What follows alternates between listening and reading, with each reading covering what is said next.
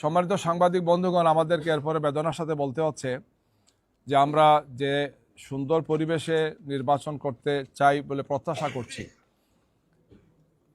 এক্ষেত্রে বারবার বাধা তৈরি করা হচ্ছে, বিভিন্ন ধরনের ব্যারিকেড তৈরি করা হচ্ছে।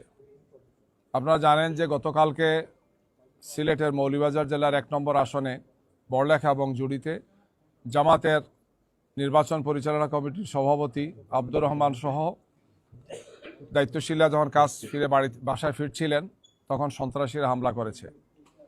এবং দুঃখজনক হলেও সত্য যে সেখানে যিনি নেতৃত্ব দিয়েছেন তিনি একটি দলের সেই আসনের তিনি নমিনি, এবং তাদের হামলায়, তাদের আঘাতে আমাদের নেতৃবৃন্দ আহত হয়েছেন, গাড়ি ভাঙচুর করা হয়েছে এবং মারাত্মক ধরনের জখম নিয়ে তাদেরকে উন্নত চিকিৎসার জন্য স্থানীয় হাসপাতালে রাখেন, তাদেরকে সিলেটের হাসপাতালে গিয়ে তারা সেখানে ভর্তি হয়েছে। একই জেলাতে 3 নম্বর আসন, যেটা মৌলভীবাজার 3 রাজনগর সদর এবং পৌরসভা মিলে, সেই আসনে ঠিক আগের দিন এই ধরনের সন্ত্রাসী হামলা হয়েছে একই দলের পক্ষ থেকে। এছাড়াও গতকালকেই সিরাজগঞ্জ শহরে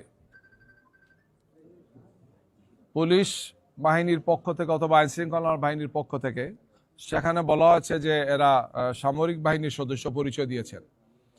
তারা মাইকে ঘোষণা দিয়েছেন যে এই মানুষগুলো যাদেরকে যদি আপনারা পান, এলাকাবাসীকে আহ্বান জানিয়েছেন যে তাদেরকে গ্রেফতার করে আমাদের হাতে তুলে দেন।